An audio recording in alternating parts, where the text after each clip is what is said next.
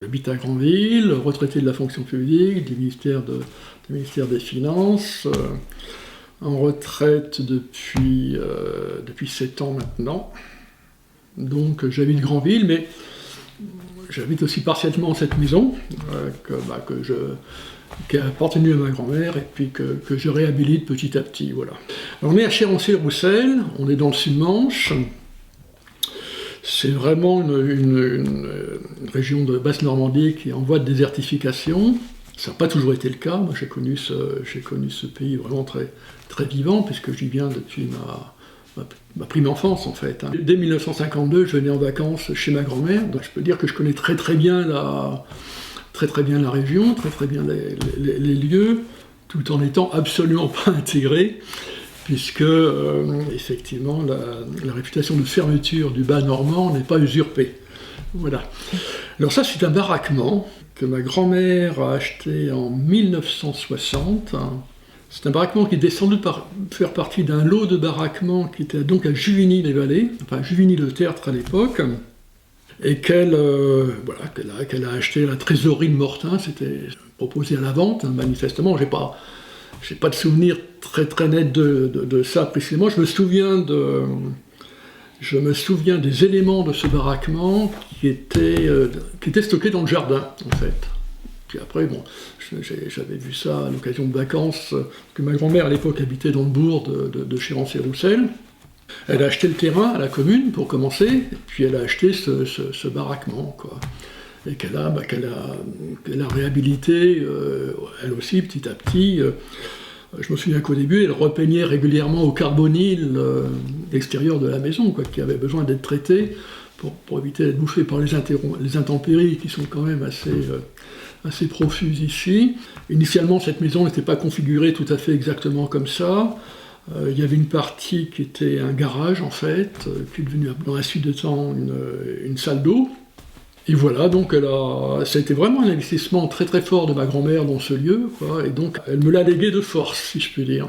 Ben moi, à l'époque, j'étais en poste à l'étranger, donc aux États-Unis, de 92 à 95, et je m'étais marié juste avant de partir aux États-Unis.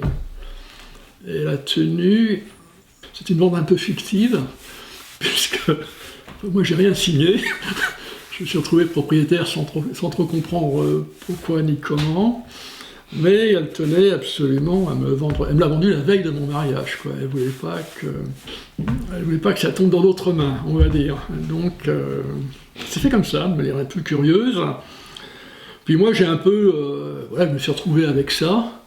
Et à l'époque, j'investis. Voilà, c'était plutôt quelque chose qui m'encombrait qu'autre chose, quoi. C'était, bon, je venais de temps en temps, mais je vivais encore une fois aux États-Unis, puis aussi après, je vivais à Paris. J'avais un appartement à Paris, quoi. Donc, ma vie, c'était pas du tout la basse Normandie où clairement je m'ennuyais un peu, quoi. Je veux dire, j'étais pas du tout jardinage, j'étais pas du tout. Et puis voilà, puis avec le temps et l'âge venant, j'ai vraiment réinvesti le lieu, petit à petit, réinvesti affectivement. Donc je me suis installé à Granville, précisément à Granville, pour être près de cette maison. Je me dis que ce sera un projet de retraite, en fait, et ça s'est vraiment vérifié, quoi. C'est-à-dire que Granville, c'est la civilisation, c'est-à-dire, toute relative, très relative, mais à côté de Chérancé, c'est Luna Park. Hein. Elle n'avait vraiment pas d'argent à un moment, je dis maman, bonjour le lapsus, ma grand-mère, parce que, en fait, elle avait quitté la région parisienne en 1939. La famille a été un peu pris de panique au moment de l'invasion allemande, et donc ils avaient des connexions dans la région, donc près de Saint-Hilaire précisément. C'est-à-dire que ma grand-mère, ma mère, ma tante et mon arrière-grand-père se sont réfugiés à Saint-Hilaire. Donc ils ont vécu comme ils ont pu, sans doute un peu de marché noir, je sais pas. La mémoire familiale est un peu défaillante de ce côté-là, mais c'est ce que j'ai déduit de bribes de conversation. Et maman, encore une fois, ma grand-mère, ce qui n'est pas maman, m'aimait, est venue s'installer à Chérancé, car elle avait monté une société avec en fait, c'était un couple, enfin, principalement un monsieur qui également avait fui la région parisienne, pour les mêmes raisons. Voilà, ils ont monté une société de reconstruction, une entreprise parisienne et corrézienne de reconstruction, à Chérancé-le-Roussel. Alors pourquoi Chérancé? J'ignore. Et cette société s'est dissoute en 1954, parce que voilà, les co-actionnaires sont repartis sur la région parisienne. Donc voilà, Mémé se retrouve toute seule, sans trop de fric, sans trop d'argent, sans trop de moyens. Le terrain, je pense qu'il valait rien non plus. Le baraquement, ça n'a pas dû lui coûter très cher. Enfin, en plus, j'ai retrouvé la facture, donc je crois que c'était 150 000 francs à l'époque, ou 15 000 francs, je ne sais plus. Et donc, en 1960, donc, elle avait 56 ans, elle allait avoir 56 ans, elle avait 55 ans, voilà, elle fait monter cette maison, c'est une maison maintenant, et puis je veux dire, elle prend un nouveau métier qui était courtière de la loterie nationale, donc elle achète un portefeuille, et donc à partir de cette base, elle sillonnait toute la région.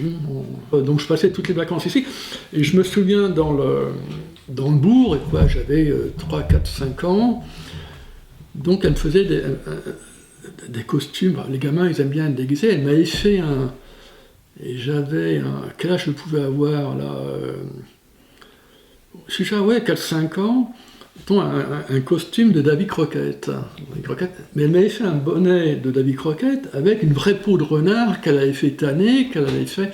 J'avais à la fois un succès fou, une jalousie monstrueuse dans le bout. Et j'avais un bon copain, du coup, qui a quitté Chérancé il y a 2-3 ans, et que je revoyais régulièrement, hein, qui s'en souvenait encore, quoi. Donc il disait, bah oui, avec ton costume de Davy Crockett, ça faisait grincer des dents, quand même chez les gamins, quoi. Et donc voilà, ma grand-mère me vénérait, et puis donc j'ai passé toutes mes vacances là-bas. Ça arrangeait mes parents, c'était un truc comme ça. Bon, à partir du moment où j'étais ado, effectivement, l'intérêt fléchissait, quoi. Donc elle m'avait acheté cette moto, quoi. Donc je me souviens. C'était une 250, c'est une machine qui nécessitait d'avoir un permis quand même, quoi. Donc il y avait un talus de voie ferrée qui passait devant, donc j'allais pas sur route quand même, quoi. Mais le jour où mon père a appris que je me baladais sur une machine comme ça, il a mis le holà vite fait, quoi. Donc voilà. Puis après, la vie, c'est ça, quoi. Donc moi après, une fois j'ai commencé à... Je suis rentré dans la vie active, je suis resté en région parisienne. J'étais venu ici avec ma première, on va dire, liaison, le mot n'est pas joli, mais relation sérieuse avec une fille, quoi. Donc, c'était la première sérieuse, quoi. Et donc, je dis, je vais te faire connaître ma grand-mère, là. Enfin, je veux dire, une fois que c'était importante pour moi, là. Et à l'époque, ma grand-mère n'avait pas le téléphone, hein. On appelait au café du village. Qui prévenait ma grand-mère. J'avais fait savoir à ma grand-mère que j'allais venir avec une créature. C'était ma manière de parler à l'époque, et c'était pas une créature, c'était une très belle femme. Voilà, mais il n'y avait rien de péjoratif dans ma alors ma grand-mère, du coup, c'était la première qui lui piquait son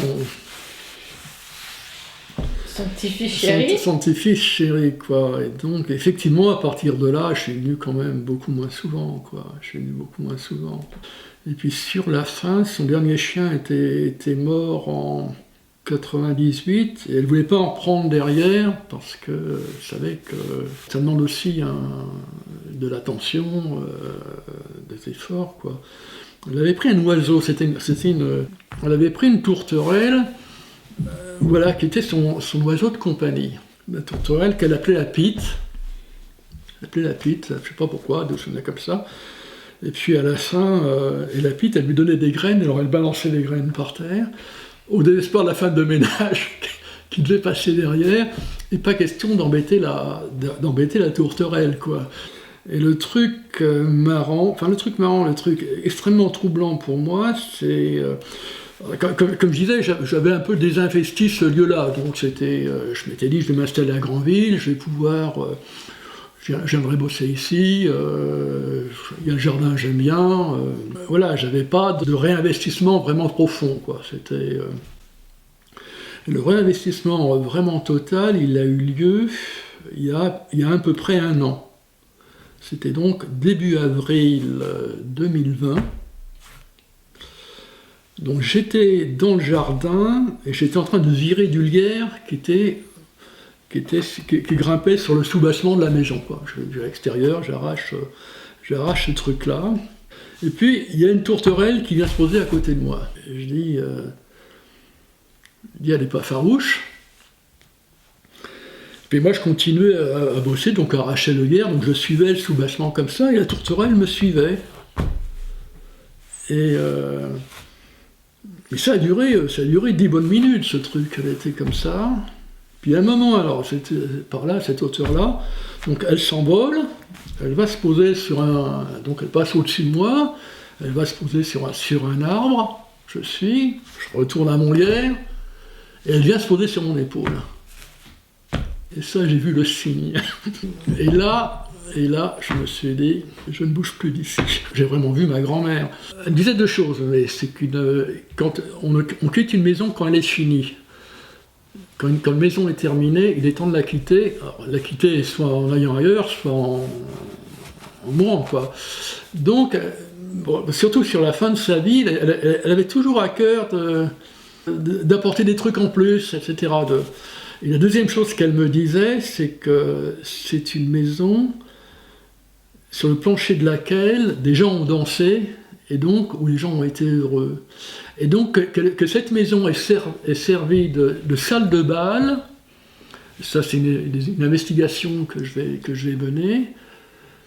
Elle avait vraiment ça en tête à la fois de me léguer ça, de construire ça pour moi, et puis que je la prolonge, quoi. Elle m'écrivait très, très régulièrement.